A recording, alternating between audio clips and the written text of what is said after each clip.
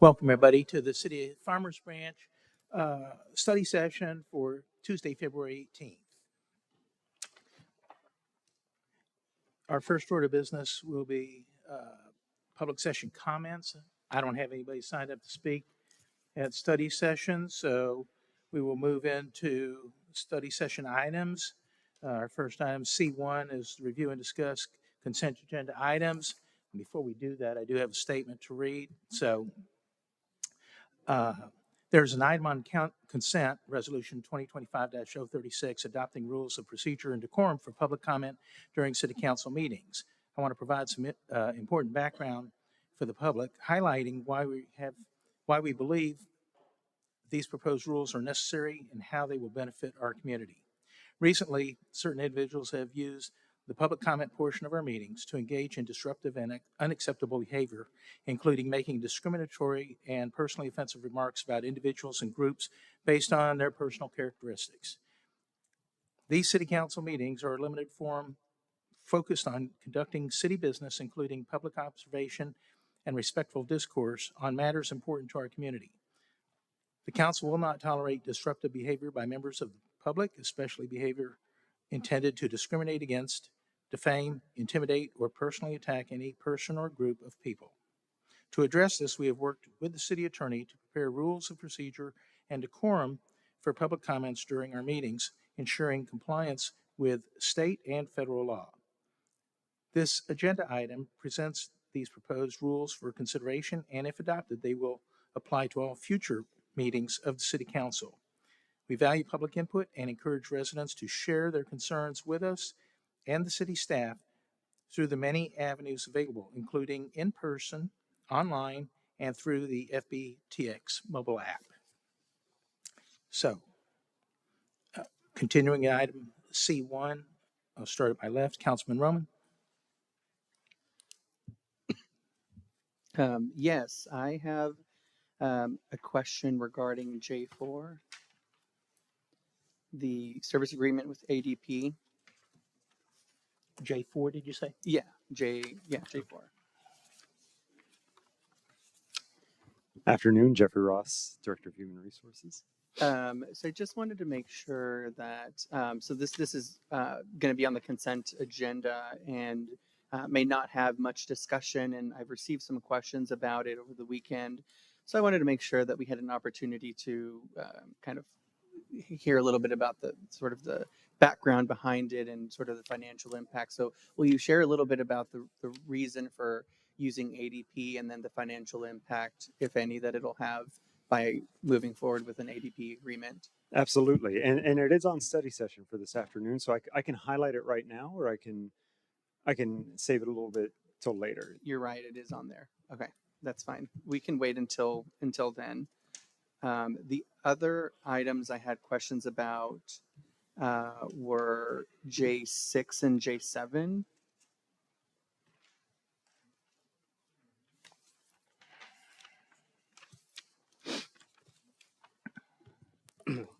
Ray Silvares, Director of Public Works. So, my question is not necessarily specific to the projects, but more so about when these projects are going to start and end and kind of the overlapping impact that they would have, because it seems like they're going to be happening in that area where there's already a lot of congestion and other projects going on. So, how do you envision impacting people traversing through the city and then visiting our city for sports events on the weekends? Sure, correct. So these projects were just bidded out, and so they're coming here for you to award them. So we haven't sat down with the contractor yet to have that pre-construction meeting, but the way I do envision it to move forward is similar to what was taking place for, let's start with Denton Drive, the way it was taking place last year, as that middle section right there between Pike all the way down to Bill Moses was going. It was two-way traffic until the very end where they had to make it one way to reduce it from the 4 lanes down to the 2 lanes. The only difference in this one is most of the infrastructure was already done in that first phase. So it's just more cleaning up the stuff because we're doing apart from Pike to Valley View. That's a short section. So I would assume that one should go first to kind of get out of the way quickly because that will be your biggest bottleneck towards the end of it. And then the bottom section, the southern section, will be from Bill Moses all the way down to the city, southern city limits.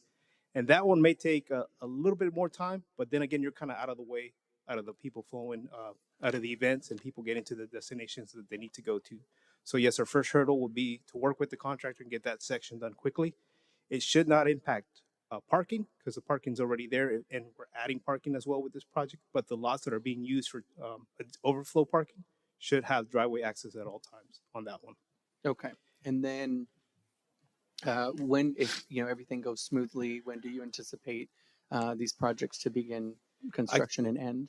I would expect them to begin by end of March or early April to start getting stuff mobilized, start getting the contractor getting going, and then you should be hot and heavy by mid-April. You should be going. You should start seeing stuff being cleared out and real construction work taking place. Okay, awesome. And then I just want to make sure that we work together with our contractors. If there's any sort of impact to service delivery, for instance, water, electricity, or anything to any homes that are in the area, that we notify them of that well in advance so that they can prepare and plan for that. I think some of the concerns that I've received from people during these projects is that they'll be notified a few hours before and they're in the shower when it happens, or it's a little bit inconvenient. So if there's a way that we can maybe take a few more proactive steps to notify residents a little bit earlier, that I think would be appreciated. Absolutely, we put some measures in place to help with that, and so we will be enforcing this in this first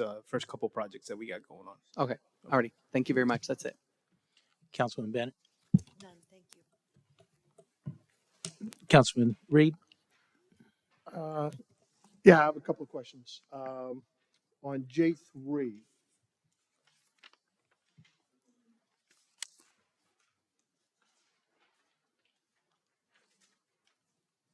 it's going to keep you busy tonight. Checking the numbers, yes, That's that's it. me. If you could get into, my understanding is the presentation was not complete. Could you get into how the any parking infractions are going to be enforced, since that is TxDOT property?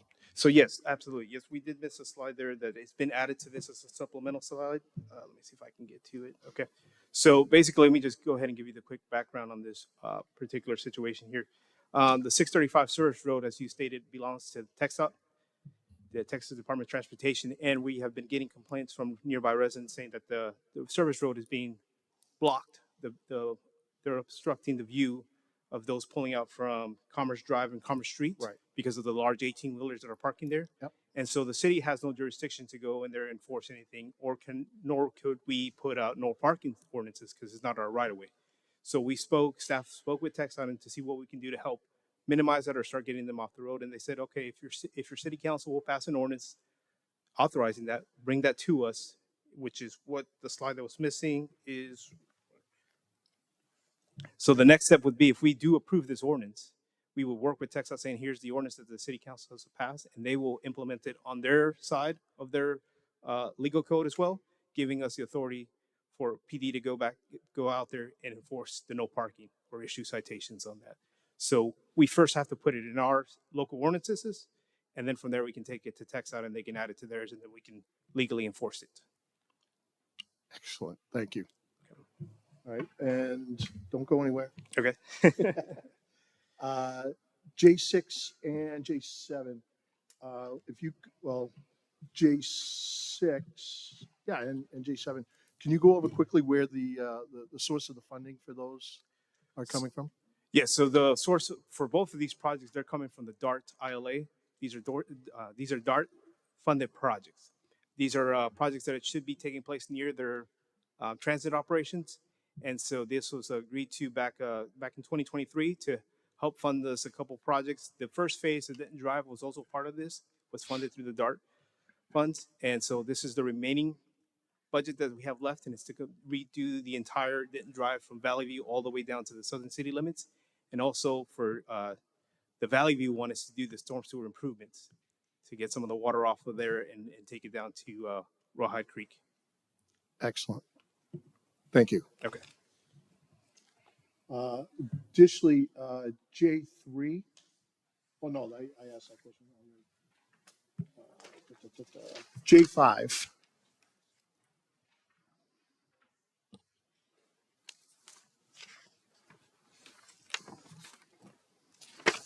Yes, sir.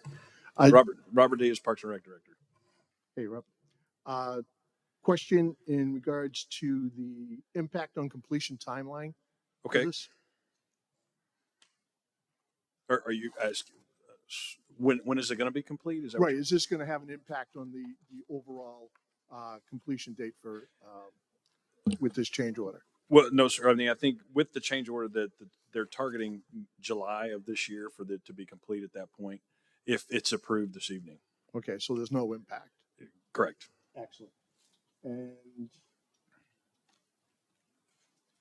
how does this affect the overall budget of the project?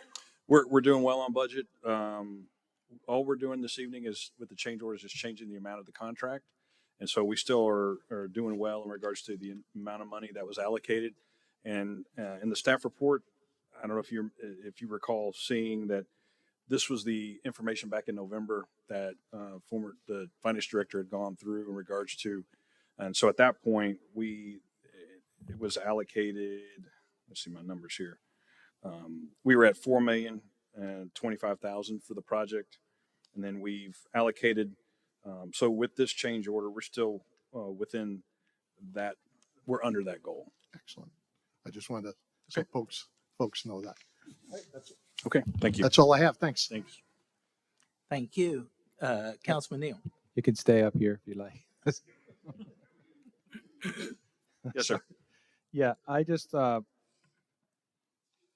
a little concerned about scope creep on this. I just want to make sure that you're asking for the 423,000. I want to make sure that's going to be sufficient and we're not revisiting this again in a couple of months for something else to be added on. I know things change over time and Yes, sir. costs increase as time goes on. I just want to make sure we're Yeah, tracking. the goal of this project is for not to come back for any other change orders at this point. Just and understand that I think there was some funding that initially there was funding left to be able to accomplish doing some remodel to the jail, and so that's why we're bringing this back to you. And it wasn't on the initial contract. Okay, thank you. That's all I have on this item. I do have questions for Ray on Okay. J6 and J7.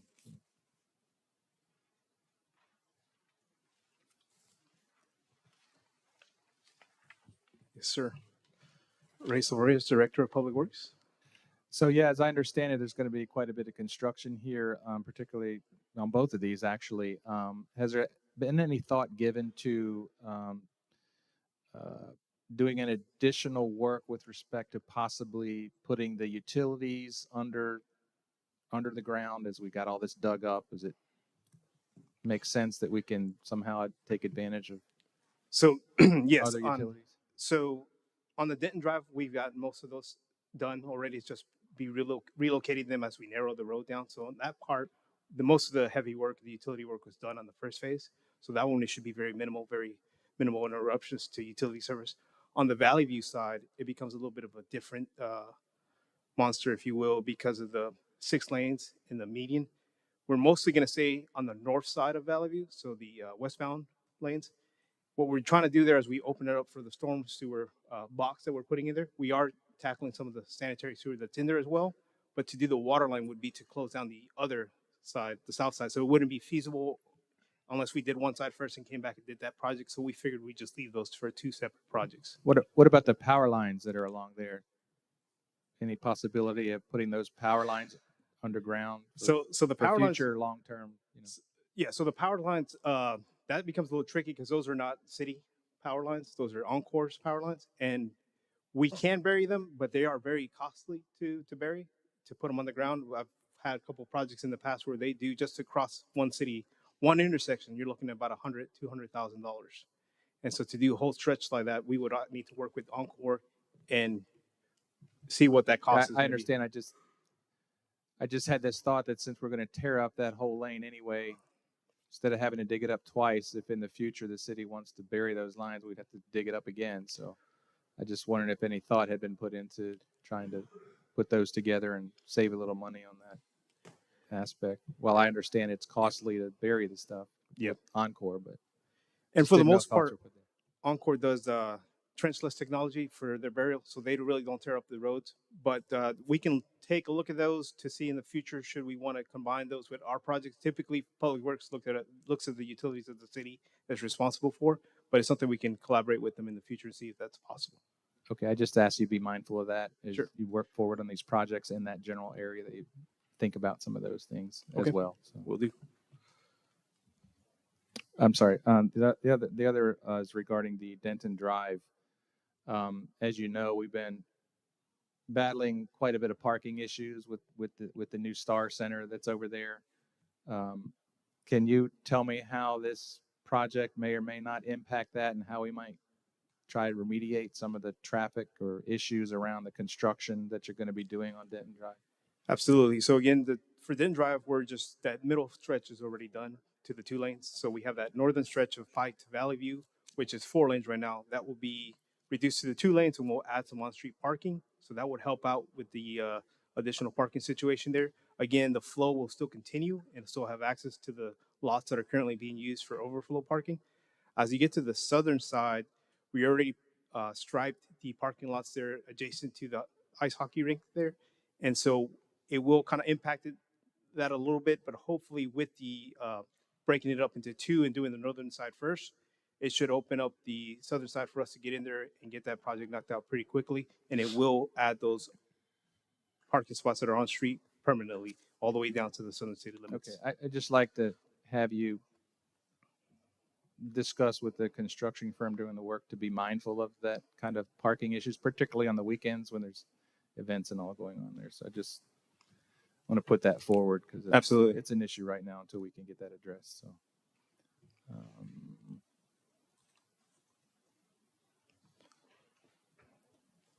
and that's it. Thank you very much. Thanks.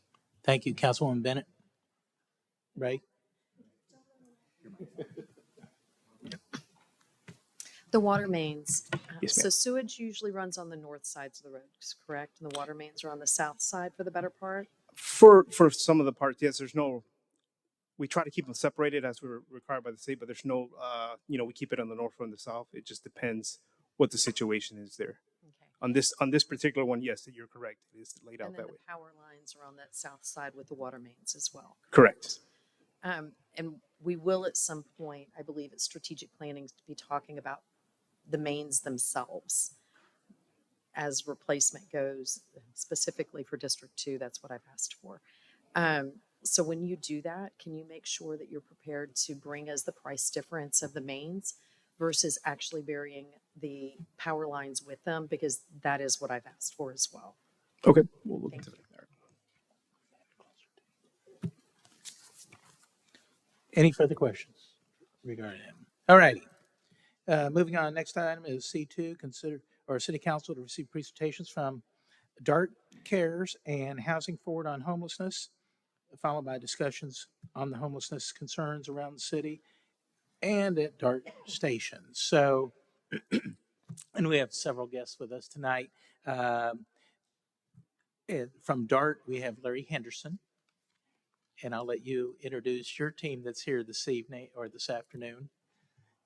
Thank you, City Council, for the opportunity to address you about DART Cares. Today I have our Chief of Staff, Kay Shelton, Chief of Police, Charles Cato, and Samaji Best, Senior Manager of Government Relations. Once again, I just want to thank you guys for the opportunity. I'm going to give you a brief overview. I'm sorry. Time out. I apologize, Council. I just wanted to announce Councilman Jackson's not going to be here today. He's celebrating being a grandfather this afternoon. So I meant to say that earlier before we got started, and I forgot. So I apologize for the interruption. You're fine. Once again, I want to just thank you guys for the opportunity to introduce the DART Cares Multidisciplinary Response Team to the City of Farmers Branch. Okay, the DART Cares program vision is basically, DART Cares MDRT team is community facing. We're focused on the well-being of all of our 13 service cities. The multidisciplinary response team is a pilot initiative to support this vision. Now I'm going to give you a little background of how this DART Care team came about. In 21-22, DART went into discussions with the Meadows Mental Health Policy Institute. They got onto our system, they kind of rode around, they did some surveys, and they realized that during the pandemic, DART was suffering from the unhoused basically using DART as a shelter. So out of this study, the Meadows Institute recommended that we have the multidisciplinary response team. The goal of the response team is basically going back to what I was saying, the unhoused utilize DART as a shelter. So one of our goals is, well, our primary goal is to basically provide a safe space for our riders and for our 13 service cities. So we have the multidisciplinary response team that in return, they're on our trains, they're on our bus stops, and they're looking for unhoused people that are primarily suffering from mental health issues. Okay, now we're going to go into the MDRT overview. The overview is basically this MRT team, they patrolled all of our rails, all of our stations, bus stops proactively. The 2 patrol teams consist of a DART police officer and a Parkland mental health professional. Then we have 1 rail team that consists of a DART police officer and 1 mental health professional. And then we have another rail team right now at this moment consists of just a DART police officer. Okay, you ask, what is the focus of this? The DART Cares team proactive stance in addressing individuals who may be in crisis, including facing mental health issues. So basically this mental health team, they will give them an assessment. The Parkland clinicians will give them an assessment. We have partnerships with MetroCare, other agencies that we can recommend them to Parkland. And then another focus is on the quality of life for our non-crisis situations. Those are just your unhoused individuals, our neighbors that's not suffering from any mental health. Those type of partnerships we have with the MetroCrest services. We have with Austin Street. We have agreement right now with Austin Street. Say, for instance, if we would come to Farmers Branch, it's after 7 o'clock, well, 6 o'clock, we encounter an unhoused person that's looking for shelter. We have an agreement with Austin Street where we can take them to Austin Street. Austin Street will house them and help them get the services that they need. The MDRT work schedule and contact. The MDRT is only activated from 7 a.m. to 7 p.m. Also, please be mindful that we only address issues at the DART stations. So we cannot go into your city to address the unhoused issues, but we definitely can address the unhoused issues at our DART stations. Contact number would be our DART police dispatch number. I know that was quick, guys. Any questions? So thank you very much, Councilman Roman. I don't have any questions. Councilwoman Bennett. So you say you can't come into our cities, but Move the microphone closer. you can't come into our cities or don't come into our cities. But what about like at McDonald's down the road? There's a DART bus stop and it has a covered little area with a bench. Do you guys, if somebody is there, do you not address that? Yes, ma'am. Charlie Cato, Chief of Police and Emergency Management for Dallas Rapid Transit. And on it says the DART rail stations or bus stops, any DART property. So a bus stop with a shelter, even without a shelter, if it's a bus stop, we will address that. Councilman Reed. Councilman Neal. I just want to thank you for doing this. I think it's a great program to have in the communities. So I commend you for that and your staff looking into that. You mentioned if you have an encounter with a homeless individual, you offer them, Austin Street Shelter Austin. in Dallas. What- Like I said, right now we're building a partnership with MetroCrest Right. here that will be responsible for the Farmers Branch, Carrollton, Addison area. Yeah.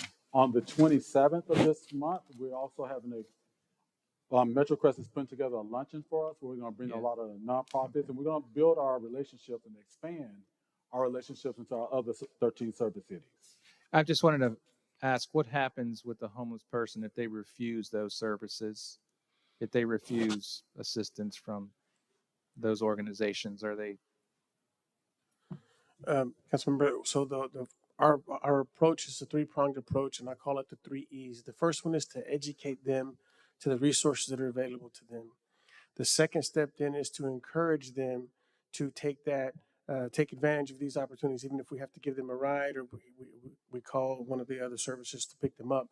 And the third piece is an enforcement piece. If the reality is if they're not doing anything wrong, not committing any crime, we're not going to just arrest them or write them a ticket. But oftentimes, those that we encounter have already engaged in some activity that drew our attention that could lead to an enforcement action. But before we get to that piece, we want to educate them and encourage them before we get to the enforcement. That's our goal. Great. Thank you very much. Again, appreciate you coming forward and sharing this information with us. I think it's a great program. That's all I have, Mayor. Thank you very much. Before you sit down, Larry, you can sit down, Chief. I do want to announce that we're fortunate to have our Dallas County Commissioner, Andy Summerman, who just joined us. Commissioner, stand up. Okay. So thank you very much for being here this afternoon. Couple questions. I know we have to start someplace, and so 7A to 7P, I think is a pretty good start for those, especially riding the train and as it affects the Farmers Branch stop. But let me ask, have you given thought to the future after 7 p.m.? Special events, state fair, things of that nature, when there is lots of ridership after the normal 7 p.m. cutoff for the MDRT. Yes, sir. So all of our officers, we provided them with a resource guide so that if they encounter someone outside the hours of the multidisciplinary response team, they have a resource guide they can call and refer to. As Larry mentioned, we have an agreement with a place like the Austin Street Shelter, and they set aside a certain number of beds for us, especially during times like this, inclement weather, the cold coming in, if it's heavy raining or something. The weather conditions do impact who we have on our system and what activities they're engaging in. And so we have those partnerships in place, and all officers have access to those partnerships and to those resources.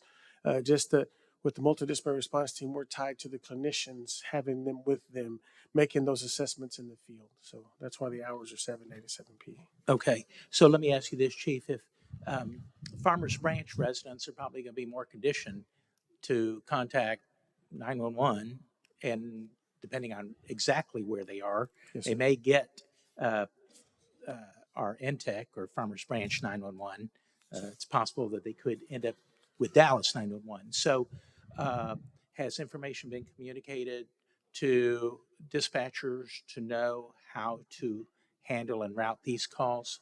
Yes, sir, because the federal regulation is that we cannot become a 911 call center unless we offer police, fire, and EMS response, which we do not. So any 911 call will go to the nearest city 911 PSAP, we call it, Public Safety Access Point. So I've met with Chief McCoy and his team, and we've talked to the regional dispatch and all the other city dispatches to know that if we get a call related to DART, they're going to route it to our dispatch center, and we will respond and we will take care of it. Okay.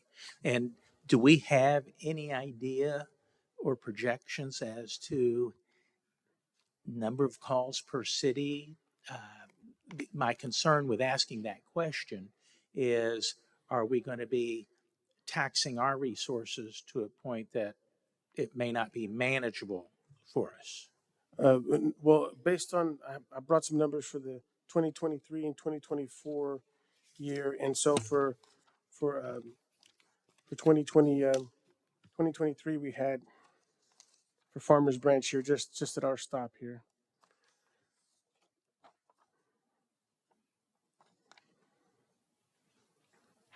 We had 22 calls in the whole year for somebody mentally ill person mental health crisis. And then in 2024, we had 14 calls.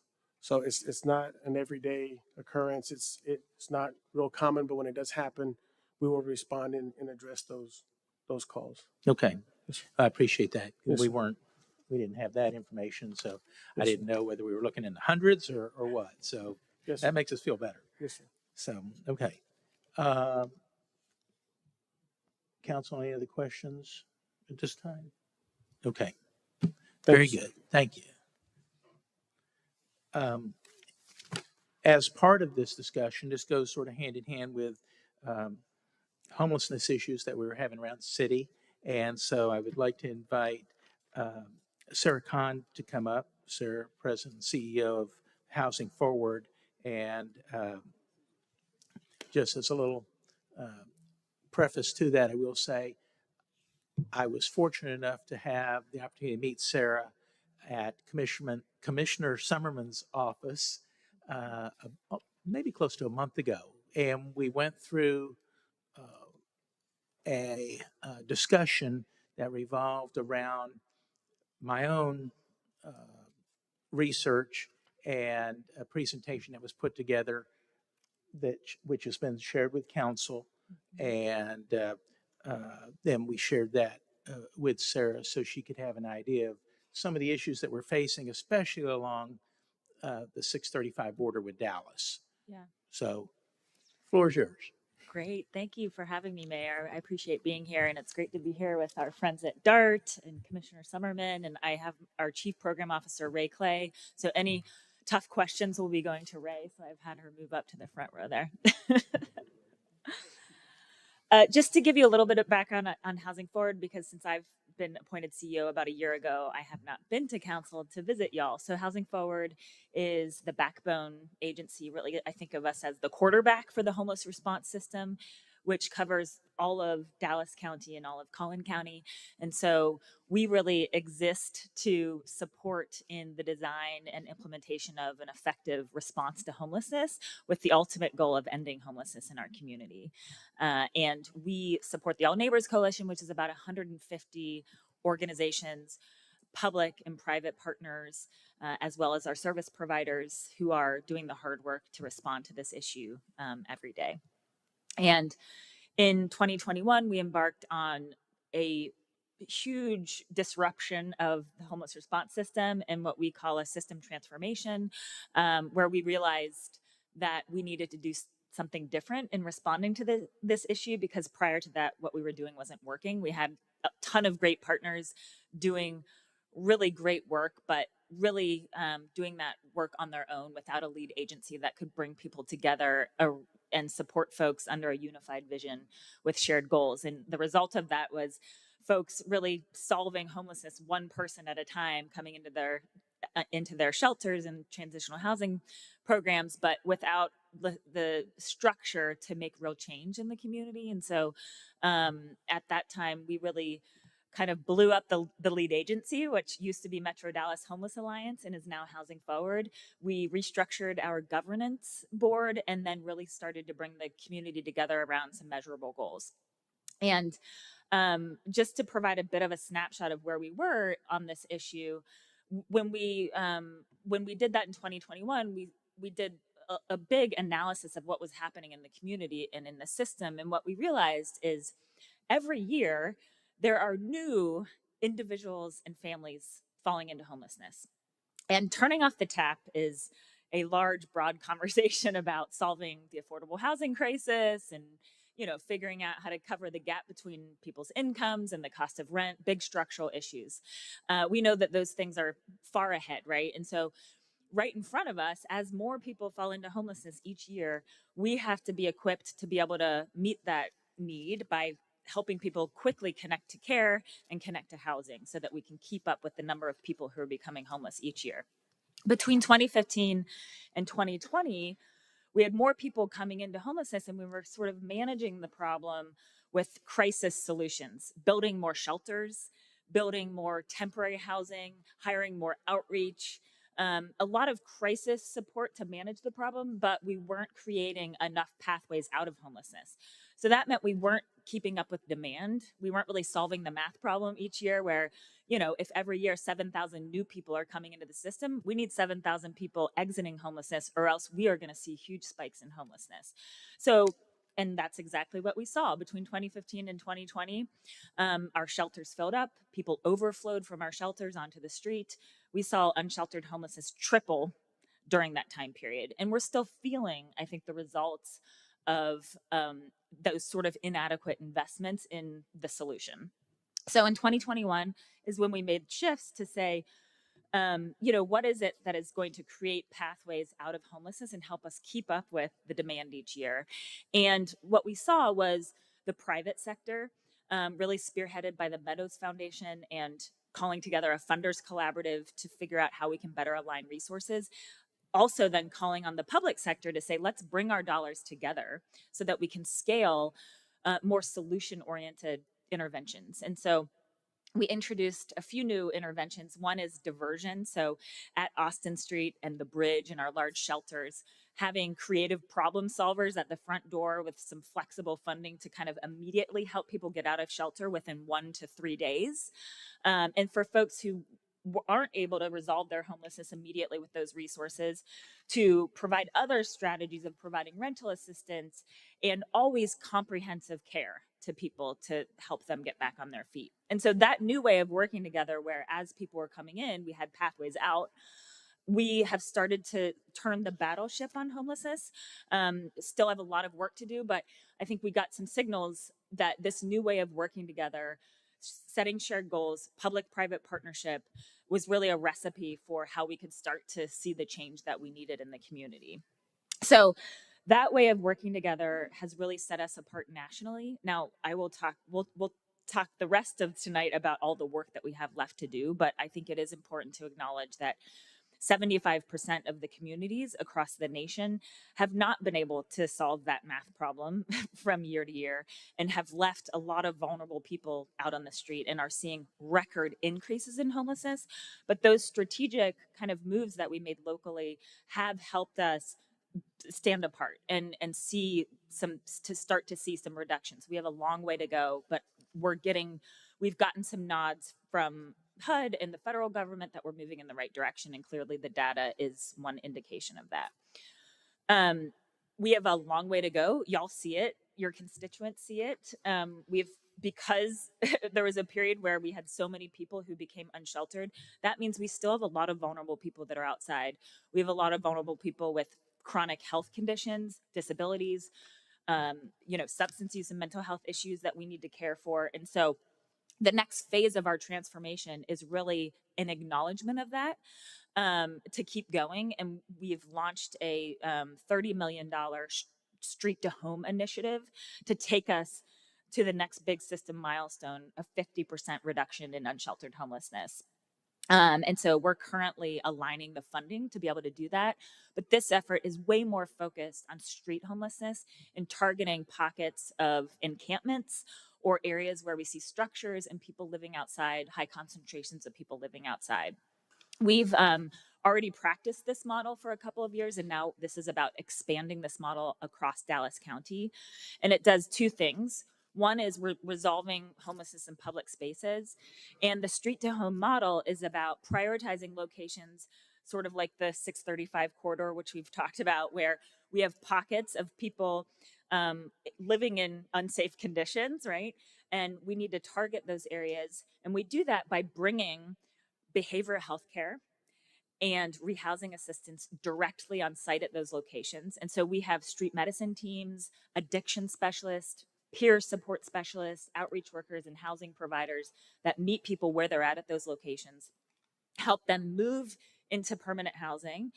And then the real work happens to keep those areas clear after we've housed everyone through a combination of enforcement, of security presence, depending on where we are, or in more public spaces, really reactivating those public spaces so that we don't have people coming back in and camping there. And that way our system can go to the next location and the next location to resolve homelessness in those areas. So we had a first test of this downtown. And we are raising the money to try to expand that effort across all of Dallas County, downtown in front of the City of Dallas Public Library, east of City Hall, behind City Hall by the Lorenzo. We housed 170 people in 85 days, and then have had a closure maintenance strategy where, DPD, private security now are making sure that that area remains clear of people sleeping so that the public can reactivate that space. So that's just a first example of what this can look like by using a combination of obviously housing, behavioral health care, and enforcement. And that's really what I think we are doing to answer the calls from businesses and community members about really providing real solutions to communities on this issue. And just one last slide, when I talk about closure maintenance after we've targeted an area and resolved an encampment in that area through housing and care, we really say closure maintenance as the strategy for keeping that area clear. And what that means is there's no more regular sleepers or, you know, additional quality of life violations that I know that cities are concerned with. There's kind of comprehensive strategies to ensure that there's no loitering, sleeping, camping. And then, you know, we have patrols, and we coordinate obviously with city government to provide patrolling of those areas and local kind of ongoing presence to ensure that those areas are not repopulated. And then our system goes on to other locations to make sure that we can continue to have progress across the community. So I'll stop Okay. there. Well, thank you very much, Sarah. I'll start. Anybody have questions? Councilwoman Bennett, Councilman Reed? Just a quick question. You had made reference to permanent housing after the end result. What steps are you taking to develop that, create that? So, you know, our system right now is really concerned with scale, right? To be able to meet the annual need, we've got to be creative. And the way that we've done that is I have Ray manages a team of about 5 staff who all they do is build relationships with landlords all over Dallas County and all over Collin County. And as our C and D glass properties have vacancies available, we work with those landlords to create access into units so that we can leverage the private sector units that are available to make sure that we can house people as quickly as possible, but more importantly, bring the wraparound care to people in those environments so that as they're transitioning back into the community, there's support available. Thank you. Councilman Neal? Thank you, Sarah. Wonderful presentation. You discussed and you mentioned one of your enforcement programs and closing of a given area. You mentioned that there is some frequency of patrols and security support after the area has been closed. As you and I'm sure Commissioner Summerlin know, we have an issue along our southern border along 635 and the sort of the front entrance to our city, which seems to be a problem for us in this matter. Can you help me understand what is the frequency of patrols and the security support to sort of manage that area that's once it's been closed or reviewed by you? Yeah, absolutely. And that's where the partnerships and collaboration are so critical, because obviously our system is coordinating the supportive services and the housing, but then we really rely on our partners at the city of Dallas and at the county. And in this situation, I believe TxDOT, depending on what property some of those locations are on, to figure out how do we coordinate the right level of private security and whether it's DPD or the county marshals to make that work. And sometimes it takes more than patrolling. In some of our locations, we think of it as a very intensive effort right as we've closed a site to make sure that there's patrolling happening, up to 3 times a day in some of those locations. Other locations that we know are just very popular locations for people to kind of hide out and camp. Sometimes I know that the city of Dallas would look at other types of structures to create barriers from getting into those unsafe locations. So I think communities across the country are thinking about different strategies to really tackle this. But again, the coordination of those resources is really important. Thank you. That's all I have, Mayor. Thank you. So when you and I had our meeting with Commissioner, we talked about some things that were happening specific to Farmers Branch. And Yeah. as the councilman said, 635 is our front door Yeah. to Dallas, or Dallas's front door to us. And so we've got a couple of different situations that are working here. And one is, because what I hear from people, they want to see these people. Mm-hmm. Okay, that's situation one. Well, if we move the homeless out, which is what LBJ Express was doing at one time. And I was involved when I was on city council working with them, and they were conducting what they called sweeps of the area to shoo everybody along. Well, that didn't really provide any solution to what folks really need, which was some either permanent or supportive type housing. They're just making a move to some other place. So you can't cure one without trying to address the other, because the two issues they're hand in hand issues. And so I believe it's important that we're good partners, not only with you, but with the city of Dallas. I was fortunate enough last night to have a brief discussion directly with Mayor Johnson, and he and I both agreed that we were going to get together again to have a little deeper dive on this. I've not been able to get his ear prior to last night, but we did have discussion, so that's a huge positive. That's great. One of the things that weighs heavy on my mind is the city of Dallas has a budget for dealing with the homeless situation. I've been in discussion with Councilwoman Mendelson about this, and we've had lots of discussion. And of course, the county has stepped up and tried to provide resources, financial support also to a very big extent. Every city is concerned with their own piece of territory, their own border or whatnot, their own area. And so, and we're no different. So I want us and our council as a body to have additional discussion as to what we're looking for, what policy we're trying to create to address this and move the discussions forward. I can't expect Dallas to do everything. And a lot of the issues that our residents are complaining about are on City of Dallas property. I know we discussed creating an ILA with Dallas to be able to address some of this. I don't know if that's really the right answer, but it could be a piece of the solution. So we need to look at that. And then we also need to look at, what can we afford to do with our own resources to address this? So I'm hopeful that council will continue to have these discussions, because this is not going away, and we cannot expect you and you alone or the county to solve this issue without our help. So, and I know Councilman Jackson, who's been very involved because so much of the 635 border is in his district. So he supports these same philosophies.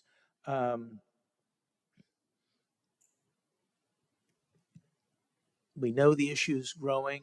I know that you all have been down there and have had interaction with, I think, a lot of the folks in the area.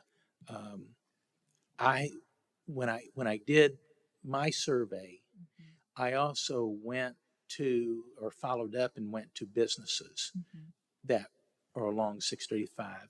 Biggest one, most problems are at 7-Eleven at Webb Chapel and 635, but Dallas Medical Center faces a lot of problems because the homeless wander in there and they can't seal off a hospital or the medical office buildings, to keep folks out. But it presents a problem for local businesses. It presents a health problem for businesses when you have people that are going behind these businesses to use them as bathroom facilities and whatnot. So I want to continue this discussion. I want to make sure that we're continuing to stay in touch and have you back as many times as necessary so we can try to get to the right point. What makes sense from fiscal standpoint for the city of Farmers Branch? Councilwoman? So there's an economic cleanup special fund, revenue fund that the city of Dallas has. I'm sorry, I'm getting over being ill, but I'm not contagious. As effective October 1st, 2024, the city will launch a new environmental cleanup fee of $3 a month that is added to the city residential and non-residential utility accounts. For fiscal year 24-25, they're expecting this fund to have a revenue of 10.5 million. And so if we're thinking, of what we can do, that is what Dallas has done. How we might take a lead from them. Well, I think we need to test the temperament and probably have some town hall discussion. This is one of the items that'll be on my town hall when we have that, when the branch connection reopens, to see whether there's an appetite for residents to step up and pay an additional fee to have to deal with this. So, other cities are trying to address this in a number of different ways. So, I'm going to put you on the spot, Commissioner, and just ask you if you have anything you'd like to add or share as it relates to this, since you're here.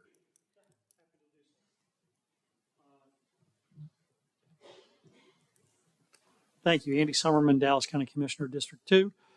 Sarah is the expert. Let me just start off by saying that. And if I say anything that is wrong, I expect Sarah to come back and clean that up for me. But yes, there is a way that I think cities can share in resources in order to get this task accomplished. It is my goal to bring a number of cities to the table all at the same time, especially those in District 2. You all are very close together. You share a border with Addison, Carrollton and the like. And so it makes perfect sense that all these cities get together in terms of funding and resolution and working with agencies like Sarah's and others to accomplish that task. Dallas County is committed to this and in fact have put a number of resources and intend to continue to put resources into the homeless situation that we have throughout the county. And I'm glad to answer any and all questions you have. If you want me to get more specific, I'll be glad to do so. Council, any questions? I think we don't know what we don't know yet. Yeah, So sure, right. I think we need to have obviously more discussion on this. I don't want to be the one just driving everything, but it's more conveying of information at this point and letting us digest it, go back and try to attempt to create some type of policy for the city of Farmers Branch, how we can best work into this situation with you. Sure. Into the solution. So. Yes, glad to do so. And glad to be of any help. Okay. Thank you. All right. Anything else? Okay.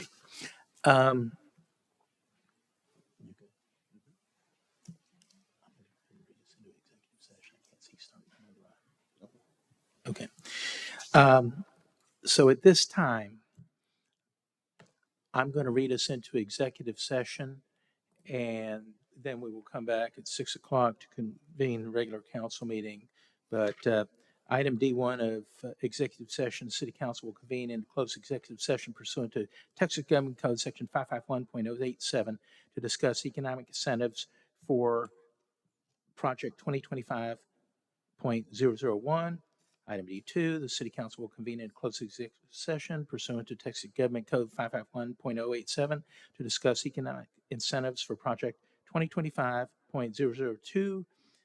And item D3, which is the City Council will convene in closed executive session pursuant to Texas Government Code 551.087 to discuss economic incentives for Project 2025.003.